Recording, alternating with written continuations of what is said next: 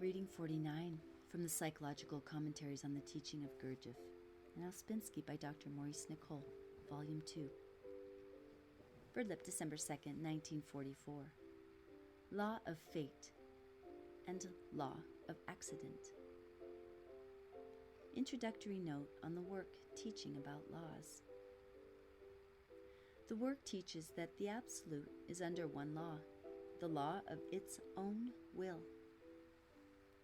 From it proceeds creation by the first trinity of forces which create the first order of worlds under three laws. This is sometimes called World 3. In tracing the ray of creation to our Earth, we have next our galaxy under 6 laws, our solar system as a minute part of our galaxy under 12 laws, our planetary system as a whole under 24 laws, our Earth as part of the planets under 48, and our Moon as part of our Earth under 96. You must understand that the part is always under more laws than the whole. It is necessary to see this clearly by finding your own examples. For example, the soldier is under the laws of the captain under the laws of the colonel, etc., and the whole army under the law of the general. Does man put himself under more laws in war? Does the general movement of things tend today to put man under more and more laws? Will this make it possible for man to reach his essence more easily, or will man tend to become more of a machine, more mechanical? Are ants and bees under more laws than we are? Have they any individual chance of development? The more laws man puts himself under, the more can it be said he is under the law of accident. In all that follows, you must clearly grasp that personality is under more laws than essence. Essence is under planetary laws at the note Fa in the ray of creation, or rather the note Si in the side octave, both notes being at the same level in scale. Behind essence lies real I, which is under 12 laws, and corresponds diagrammatically to the level represented by the sun. That is, essence is above personality in the scale of being, and real I is above essence. Psychologically, essence is internal to personality, and real I internal to essence. What is more internal is higher in scale, so you can either say internal or higher, both terms having the same meaning. Law of fate and law of accident. Recently, a question was asked in London about being attracting one's life. A concrete example was taken in reference to the assassination of one of our ministers in Cairo. The question took this form as far as I understand it.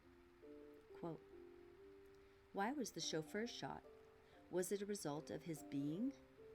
How does the work explain such an incident? End quote. I find this question very interesting to discuss once more, and the following commentaries refer to this problem. In the first place, the work teaches that one's being attracts one's life. Therefore, from this point of view, it was the being of the chauffeur that attracted his death at that moment. We have, therefore, to speak about what being means, first of all, and in order to do so, we must pass at once to another teaching of the work, namely, that a man can be either under the law of accident or under the law of his fate. The question then takes this form. Was the death of the chauffeur due to his fate, or was it due to accident? Now, if the chauffeur had been under the law of his fate, then his death was due to his fate. But if the chauffeur was under the law of accident, his death was accidental. Now, people will say that if our state of being attracts our life, it follows that everything that happens to us is fate, and therefore inevitable, and as it were, predestined. But we must understand what being means as we are. Our being is mixture. It is composed of personality and essence. That is, our level of being, as we are in life, is not one thing but different things, and the different parts of our being are under different laws. That part of our being that is essential is under the law of fate.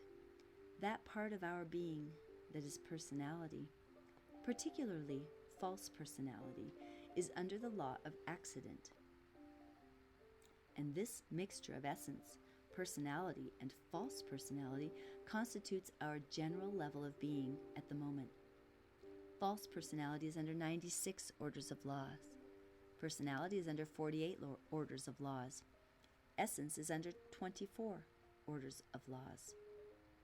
Our level of being is therefore a very complicated thing. When personality is gradually made more passive, and that means it does not take so much charge of us, our essence begins to grow. This means that we begin to grow into our fate. You must not think that fate means something fatal in the sense of deadly. It means something quite the contrary. It means that when we feel more essential, we know far more about what is our real life, what we should do and think. In other words, we begin to know who we are, quite apart from what we have been taught to be or have imagined ourselves to be. The hypnotism of life, as you all know, is a very powerful force, and the great and changing events of life always exert this tremendous hypnotic force on us. We may vow never to do this or that, or let us say never to make war again, but when the event comes along, when the drums begin to beat, we forget our resolutions and become identified with the event.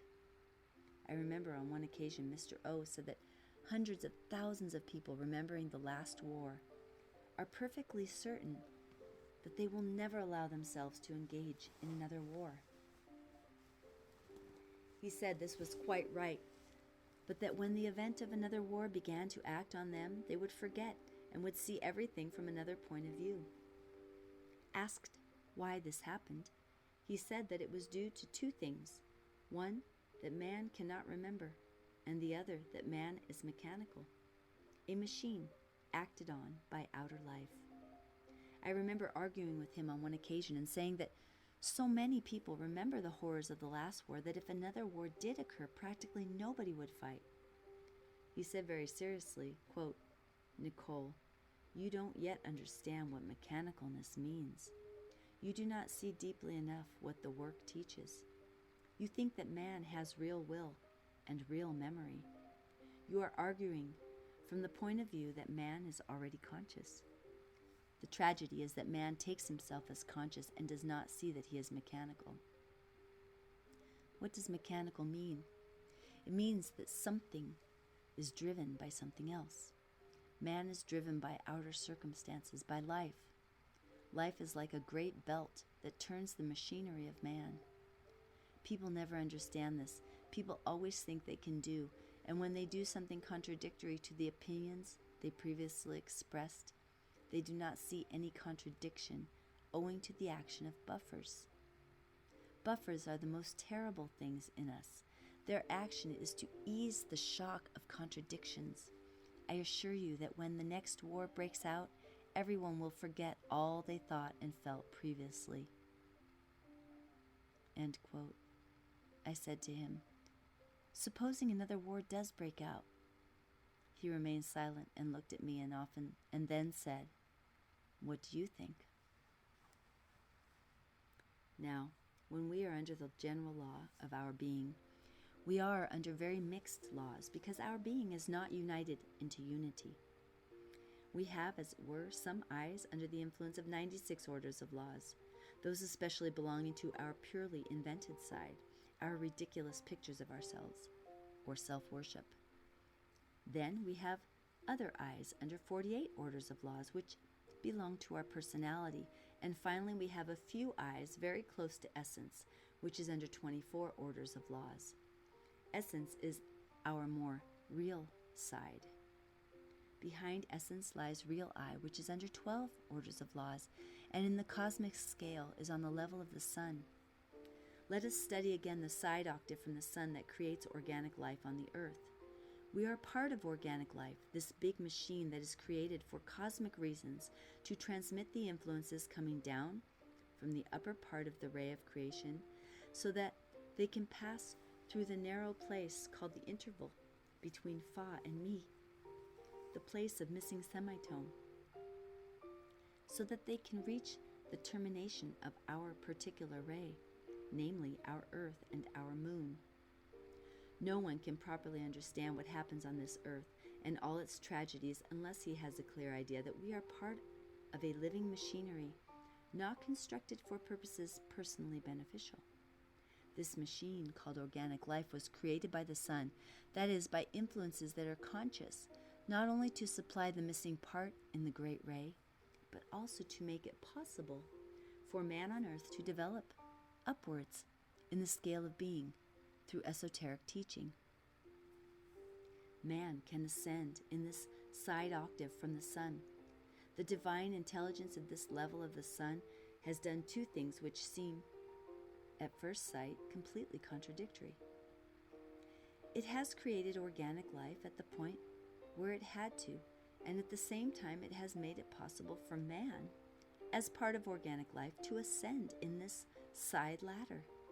This ascending depends on the inner development of a particular man, whose level of being is characterized by the possession of magnetic center.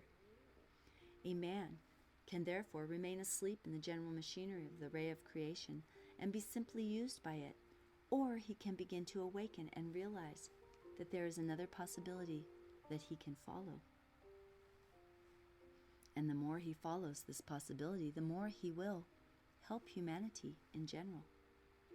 For this reason, the work teaches that man is a self-developing organism, and you will now see clearly why he can either serve life as an end in itself or take life as a means to another end. Now, in this self-development and the method of the work that the work teaches in regard to it, you will first of all realize that the false personality must be observed and separated from. Through the eyes that form this powerful thing called false personality or imaginary I, we are especially under the law of accident. In the work terminology, we are under the influence of the moon, which is under 96 orders of laws. If man begins to wean himself from the continual reactions of false personality in him, he begins to move inwards, away from his external reacting side. A great many mechanical reactions that he formerly indulged in, taking them as himself, will no longer have the same power over him. This is only possible through long and sincere self-observation, through the applied knowledge of the work, but this internal movement will also be accompanied by the beginning of a liberation from what does not belong to him, namely a liberation from the law of accident. When he begins to work on his personality, on thinking that he knows, he then begins to move still further away from the law of accident, and therefore in the direction of the law of fate, of his fate. Why is this so? Because he is moving towards the more real part of himself. He is throwing away or separating himself from outer skins that do not belong to him. He is, as it were, casting off his various dresses. Mr. O once said that man, as he is psychologically, can be compared with a person wearing an immense number of overcoats, and that the action of the work is like discarding coat after coat. The more dressed up one is, the more one is under the law of accident. That means that anything can happen to you, quite apart from your fate. It means that you are not in touch with your fate. You are only in touch with invented and imaginary ideas of yourself. Here we come to the question of people who have what is called strong personality. From the work point of view, such strong personality is a great weakness. Such people insist on their rights. They are certain they know what is right. They are sure they know what is right and wrong. And they can produce a very strong impression as long as things go in the way they expect. But when things go differently, they collapse because they have nothing real behind them. They have no flexibility, no real intelligence, no power of adapting to different conditions. Often, an apparently weak man is much stronger than these people of strong personality who feel they can get a move on. They do not see their inner weakness, nor how much superstructure they are carrying, which is not themselves at all. Now let us return to the question of the chauffeur. Here we probably have a man simply under the law of accident. He has to join up. He carries out his orders. He is shot. He is just an ordinary mechanical man. He may have thought more deeply about the meaning of things once or twice or more. Probably he has shrugged his shoulders and done what he is told. Now supposing this man had thought a great deal, and supposing he had realized his situation, and supposing that he could remember himself, supposing indeed he was doing his job consciously and not mechanically, this would mean at once that his center of gravity of consciousness was no longer in the external side, but more internal, that is, nearer to essence. His being would then be more under the law of his fate. If it was his fate to be shot at that moment, he would probably know it beforehand. If it was his fate not to be shot at that moment, then he would not be shot. He might perhaps become seriously ill a day or two before the situation arose, or he might break his leg, or he might get up too late. It is along these lines that you all have to think about this difficult problem of accident and fate. Many people, said Mr. O on one occasion, are dead already by their fate, but are alive by accident. We can meet them in the street, in the club, in the restaurant. But many people are dead by accident who, if they had been under the law of their fate, would still be alive. You know how many people are dead. They usually occupy high official positions. They have what is called strong personality. That is, they possess an enormous quantity of very powerful buffers. They receive honors or distinctions, but yet they are dead and may indeed have died long ago. The law of accident keeps them alive. They are, so to speak, accidentally alive, and they always cling to life, although they are already dead. End quote. On one occasion, Mr. O said, "Some illnesses are accidental and some fatal." Under fate. End quote.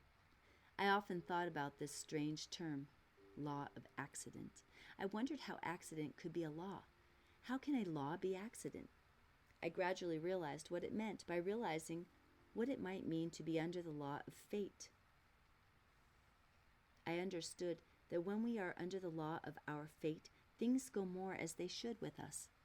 I understood that a coal heaver would not be made to be an artist, and vice versa, and I began to see that what is called the law of accident is really made up of laws that should never act on us, laws that we were not created to be under, and which for us take the form of accident. As it were, we get caught into orders of laws that should not affect us. It is as if a fire is burning. It is under its own laws, but if we insist on casting ourselves into this fire, we put ourselves under the law of accident, because we should not cast ourselves into fires. This is very well worthwhile thinking about deeply. Now, to come back to the original question, was it accident or fate? We might say it was probably accident, but as we do not know this man, it is really impossible to say. We must understand that things happen on this earth both by fate and by accident. Things happen rightly and wrongly. We cannot judge by what happens. We are not living on a conscious planet, but on a planet very far down in the scale of the ray of creation. God's will is not done on this earth, as the opening of the Lord's Prayer teaches us, nor is it done in the earth of ourselves. We are not progressing. Things are not necessarily getting better. People are not becoming more conscious. And here we have to think about the work. We have to think what the work teaches and learn how to take up new attitudes to our meaning on this earth. Consider, for example, the law of accident manifested in bombing, and consider many other things, and then try to think what the work teaches. You cannot have ordinary life attitudes and do this work. You must think in a new way. You must repent. That means literally change your whole way of thinking about existence on this planet. Note, after this was read, questions were asked and comments made. I will take the first comment. Quote, "What you say about the chauffeur perhaps having been shot by fate seems to give a very gloomy view of fate." End quote. The idea is that fate is something fatal, and the word fatal naturally suggests something unpleasant, something terrible. I think the first thing we have to free our minds of is that the law of fate is fatal in this sense. It may be a man's fate to be a great success, to rescue his country from revolution or uphold it at a time of disaster. We must not think that fate is disastrous. Yet the word, by our usual associations, always suggests something evil, and we must endeavor to see fate in quite a different light. For example, a man may be preserved through many dangerous accidents by his fate. By his fate, he is not allowed to die before his time. In this sense, fate means nothing fatal or deadly, but on the contrary, a preservative force.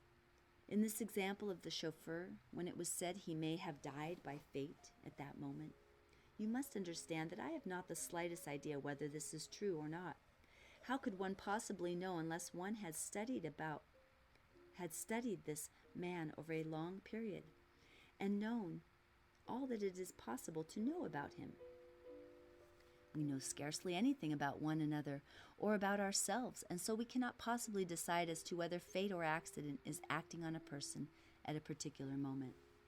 Certainly we can realize with regard to ourselves that when we are very identified or in a bad negative state, we are more exposed to the law of accident. Now, by accident is not meant merely physical accident, such as being shot or being smashed in a car accident. The center of gravity of the meaning of accident is that something happens to you that does not properly belong to you. You may, for example, become tied up with the affairs of someone who has no real connection with you, and as a result, get involved in a way that has no real relationship to yourself. Supposing somebody advises me to take a ticket for a lottery, and I do so, and find myself the possessor of 100,000 pounds. Do you think this would belong to accident or fate in my life?